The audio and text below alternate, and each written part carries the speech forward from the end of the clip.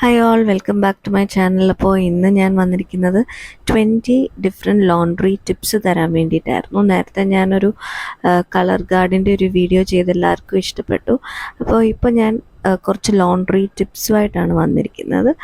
അപ്പോൾ നമുക്ക് first point എന്താണെന്ന് നോക്കാം. ടിപ്പ് നമ്പർ 1 എന്ന് പറയുന്നത്, നമ്മളെപ്പോഴും സോർട്ട് ഔട്ട് ചെയ്യണം നമ്മുടെ ഗാർമെൻറ്റ്സ്.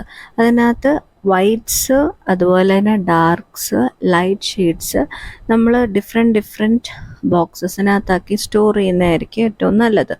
അപ്പം അതിനനുസരിച്ച് നമുക്ക് വൈറ്റ് കളേഴ്സായിട്ടുള്ളത് ഡ്രസ്സസ് നമുക്ക് അതിനനുസരിച്ച് വൈറ്റ് ഒരുമിച്ച് വാഷ് ചെയ്യാം. അതുപോലെ തന്നെ ഡാർക്ക് കളേഴ്സ് ഒരുമിച്ച് വാഷ് ചെയ്യാം. അതുപോലെ തന്നെ ലൈറ്റ് ഷെയ്ഡ്സ് ആയിട്ടുള്ളത് ഒരുമിച്ച് വാഷ് ചെയ്യാം. നോർമലി വൈറ്റ്സ് ആയിട്ടുള്ളതും ഡാർക്ക്സ് ആയിട്ടുള്ളതുമാണ് കൂടുതലും ആൾക്കാർ സോർട്ട് ചെയ്യുന്നത് നമ്മൾ കണ്ടിട്ടുള്ളത്. പക്ഷേ ഈ ലൈറ്റ് ഷെയ്ഡ്സും നമ്മൾ ഡാർക്കിൻ്റെ കൂടെ ഇടുവാണെങ്കിൽ ഇൻ കേസ് ഏതെങ്കിലും ഒരു കളർ ബ്ലീഡിങ് ആയിട്ടുള്ളത് എന്തെങ്കിലും ഉണ്ടെന്നുണ്ടെങ്കിൽ അത് ഈ ലൈറ്റ് ഷെയ്ഡ്സിനകത്ത് പിടിക്കാനും ചാൻസ് കാണും. അപ്പോൾ ഏറ്റവും നല്ലത് ഇങ്ങനെ 3ആയിട്ട് ഡിവൈഡ് ചെയ്യുന്നതാണ്. ഇനി നിങ്ങൾക്ക് വേണമെങ്കിൽ ഒരു സെക്ഷനും കൂടെ ബെഡ്ഷീറ്റ്സും പില്ലോ കവേഴ്സിനും വേണ്ടിയിട്ട് നിങ്ങൾക്കത് വെക്കാവുന്നതാണ്.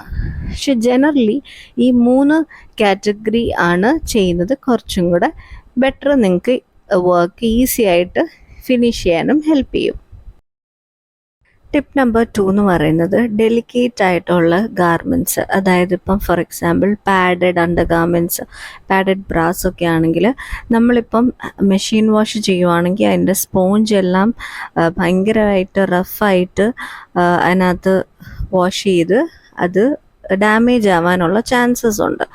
അപ്പോൾ നിങ്ങളെപ്പോഴും അങ്ങനത്തെ ഡെലിക്കേറ്റ് ആയിട്ടുള്ള ഗാർമെൻറ്റ്സ് ആണെങ്കിൽ സെപ്പറേറ്റ് ആയിട്ട് ഹാൻഡ് വാഷ് ചെയ്യുന്നതായിരിക്കും കുറച്ചും കൂടെ ബെറ്ററായിട്ട് നമുക്ക് ആ ഒരു കെയറിങ് കൊടുക്കാൻ പറ്റുന്നത്. ടിപ്പ് നമ്പർ 3 എന്ന് പറയുന്നത്, നമുക്ക് എല്ലാ പ്രോഡക്ട്സും എല്ലാ ഗാർമെൻറ്റ്സും നമുക്ക് ഒരിക്കലും മെഷീൻ വാഷിൽ ചെയ്യാൻ പറ്റത്തില്ല. ചില ഗാർമെൻറ്റ്സ് ഇപ്പോൾ എംബ്രോയ്ഡറി ഉള്ളത്, അതുപോലെ തന്നെ ഫർ, ലെതർ, സിൽക്ക് അങ്ങനത്തെ ഡ്രസ്സസ് എല്ലാം നമ്മൾ മെഷീൻ വാഷിന് പകരം നമ്മൾ ഡ്രൈ ക്ലീൻ എന്നുള്ളത് ഡ്രൈ ക്ലീനിന് തന്നെ കൊടുത്താലാണ് നമുക്ക് ആ ഒരു ഡ്രസ്സസ് എല്ലാം നമുക്ക് കെയർ ചെയ്യാൻ പറ്റത്തുള്ളൂ. ടിപ്പ് നമ്പർ 4 എന്ന് പറയുന്നത്, നമ്മൾ എപ്പോഴും കറക്റ്റ് ടെമ്പറേച്ചർ നമ്മൾ കൊടുക്കണം. ചില വാഷിംഗ് മെഷീനകത്ത് നമുക്ക് ടെമ്പറേച്ചർ സെറ്റ് ചെയ്യാൻ പറ്റും. ചിലതിനകത്ത് ജസ്റ്റ് കോൾഡ് ഓർ മീഡിയം അല്ലെങ്കിൽ ഹോട്ട് അങ്ങനെ കൊടുത്തിട്ടുണ്ടായിരിക്കത്തുള്ളൂ. ചിലതിനകത്ത് ഇത്ര ടെമ്പറേച്ചർ എന്ന് കാണും. അപ്പോൾ അത് ഒത്തിരി ഹോട്ടൊക്കെ നമ്മൾ കൊടുക്കുകയാണെങ്കിൽ ചില മെറ്റീരിയലൊക്കെ ഉരുകിപ്പോവാനായിട്ടുള്ള ചാൻസ് ഉണ്ട്. അപ്പോൾ അതൊക്കെ നോക്കിയിട്ട് ഒരു മീഡിയം ടു കോൾഡ് ആ ഒരു റേഞ്ചിൽ വേണം നമ്മൾ മിക്കപ്പോഴും വാഷ് ചെയ്യുമ്പോഴത്തേക്ക് ടെമ്പറേച്ചർ സെറ്റ് ചെയ്ത് കൊടുക്കാനായിട്ട്. ടിപ്പ് നമ്പർ 5 എന്ന് പറയുന്നത്, നമ്മളെപ്പോഴും വാഷിംഗ് മെഷീനകത്ത് ഡ്രസ്സ് ഇടുമ്പോഴത്തേക്കും അതിന് മുന്നേ നമ്മൾ പോക്കറ്റ്സ് എല്ലാം ക്ലിയർ ചെയ്യണം.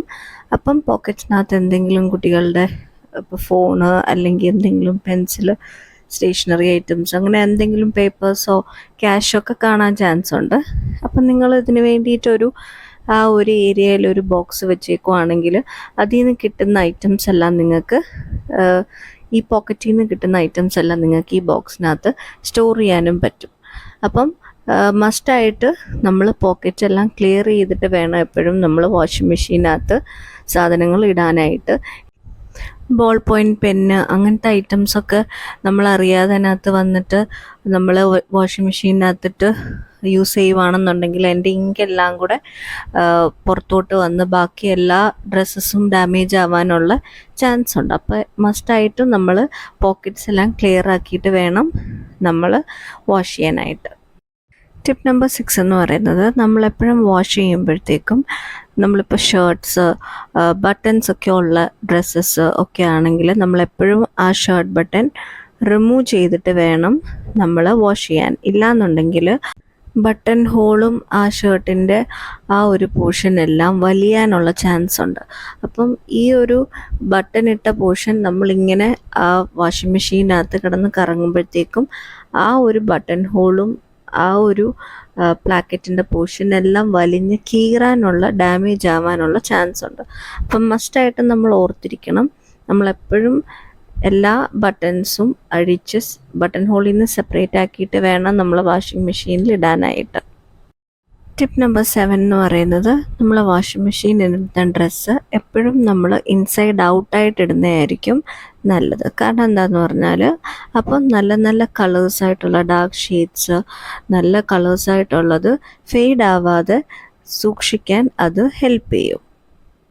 ടിപ്പ് നമ്പർ 8 എന്ന് പറയുന്നത്, നമ്മൾ വാഷിംഗ് മെഷീനിൽ ഡിറ്റർജൻറ്റ് ഒഴിക്കുമ്പോഴത്തേക്കും കൂടുതൽ ഒഴിക്കാതിരിക്കാനായിട്ട് നോക്കണം. നമ്മളൊരു മിനിമം റേഞ്ചിലേ നമ്മൾ ഒഴിക്കാവുള്ളൂ. ഇല്ലയെന്നുണ്ടെങ്കിൽ അത് ഡ്രസ്സിനും നല്ലതല്ല. അതുപോലെ തന്നെ അത് നമ്മൾ ഒത്തിരി ഒഴിക്കുന്നത് അതിനകത്ത് വാഷിംഗ് മെഷീനിൽ സ്റ്റക്കായിട്ടിരിക്കാനുള്ള ചാൻസ് ഉണ്ട്, വാഷിംഗ് മെഷീൻ കേടാവാനുള്ള ചാൻസ് ഉണ്ട്. അതുപോലെ തന്നെ മൂന്നാമത്, ഈ ഒത്തിരി ഒഴിക്കുന്ന ഡിറ്റർജൻറ്റ് ആ ഒരു മിനിമം ക്വാണ്ടിറ്റിയിൽ മിനിമം റേഞ്ചിൽ അതിൻ്റെ അഴുക്കെല്ലാം ഡിറ്റർജൻ്റ് എല്ലാം വാഷ് ഔട്ടായി പോകത്തുള്ളൂ. ബാക്കി ഡിറ്റർജൻ്റ് എല്ലാം ഡ്രസ്സിൽ തന്നെ പതയായിട്ടൊക്കെ ഇരിക്കും.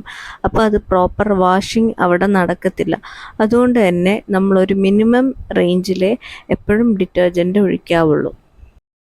ടിപ്പ് നമ്പർ 9 എന്ന് പറയുന്നത്, നമ്മൾ നോർമലി ഡ്രസ്സെല്ലാം വാഷ് ചെയ്തതിന് ശേഷം വാഷിംഗ് മെഷീൻ എപ്പോഴും വാഷിംഗ് മെഷീൻ്റെ ഡോറ് അടച്ചിടുന്നതാണ് പതിവ്.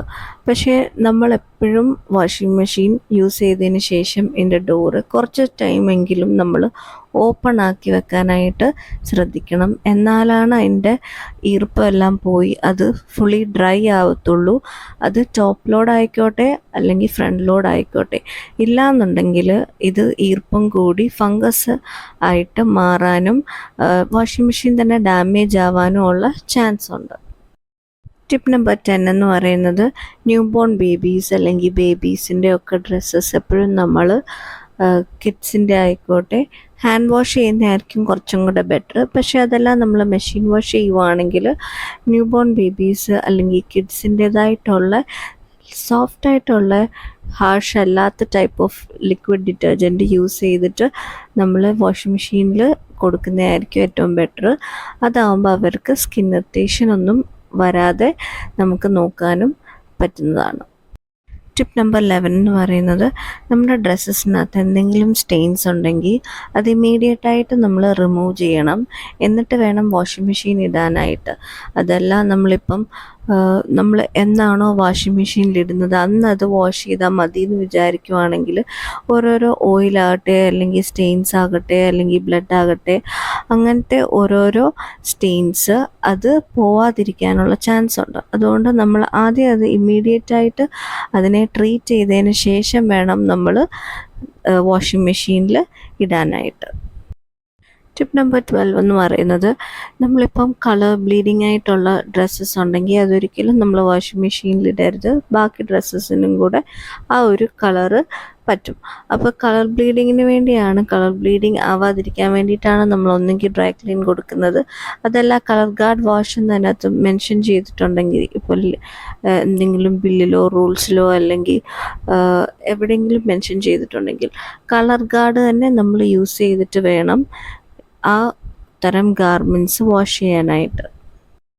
ടിപ്പ് നമ്പർ 13 എന്ന് പറയുന്നത്, നമ്മൾ വൺസ് ഇൻ എ മന്തെങ്കിലും നമ്മൾ വാഷിംഗ് മെഷീൻ പുറത്തും അകത്തും എല്ലാം നമ്മൾ നീറ്റായിട്ട് ഒന്ന് ക്ലീൻ ചെയ്യണം. അതുപോലെ തന്നെ ക്ലീൻ ചെയ്ത് ഒരു ടവൽ കൊണ്ട് അത് ഡ്രൈ ആക്കി വെക്കാനായിട്ട് നമ്മൾ നോക്കണം. ഇല്ലയെന്നുണ്ടെങ്കിൽ പെട്ടെന്ന് ഈ വാഷിംഗ് മെഷീൻ്റെ ഉള്ളിലെല്ലാം അഴുക്ക് കയറി അത് ഡാമേജ് ആവാനുള്ള ചാൻസ് ഉണ്ട്.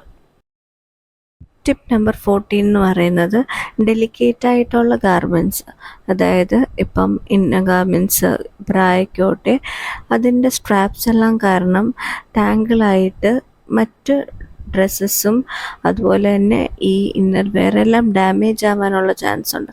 അപ്പോൾ നമ്മളൊരു ലോണ്ട്രി മെഷ് ബാഗിനകത്ത് നമ്മൾ ഇടുകയാണെന്നുണ്ടെങ്കിൽ നമുക്കിതുപോലത്തെ ഇന്നർ വെയർസ് അല്ലെങ്കിൽ സോക്സ് ആയിക്കോട്ടെ അതൊക്കെ അതിൻ്റെ ഒരു പീസ് കളഞ്ഞു പോകാതെ നമുക്ക് നോക്കാനും പറ്റും. അപ്പോൾ അങ്ങനെ നമുക്ക് ഡെലിക്കേറ്റ് ആയിട്ടുള്ള ഗാർമെൻറ്റ്സിനെ കെയർ ചെയ്യാനും പറ്റും.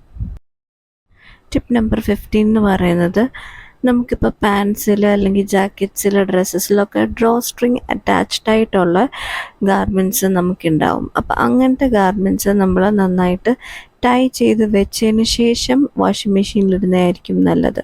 ഇല്ലാന്നുണ്ടെങ്കിൽ അത് മറ്റ് ഗാർമെൻസിൻ്റെ ഇടയ്ക്ക് ടാങ്കിൾ ആവാനും അതുപോലെ തന്നെ ഈ ഒരു പാൻസ് അല്ലെങ്കിൽ ജാക്കറ്റ്സ് അതെല്ലാം ഡാമേജ് ആവാനും ഉള്ള ചാൻസ് ഉണ്ട്.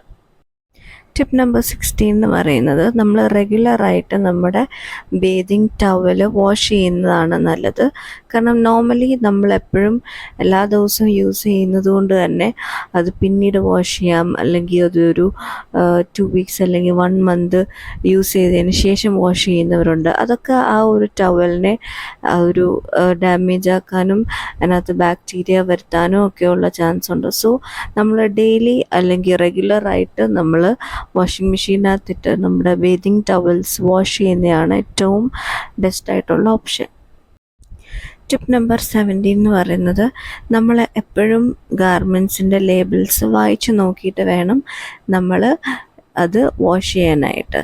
ഇപ്പോൾ ഈ ഒരു ലേബിൾ തന്നെ മെഷീൻ വാഷ് കോൾഡ്, അതുപോലെ തന്നെ do not bleach, iron low heat, dry flat, അങ്ങനെ പല ഇൻസ്ട്രക്ഷൻസും കൊടുത്തിട്ടുണ്ട്. അപ്പോൾ അത് നോക്കിയിട്ട് വേണം നമ്മൾ ഡ്രസ്സസ് വാഷിംഗ് മെഷീനിലിടാനായിട്ട്.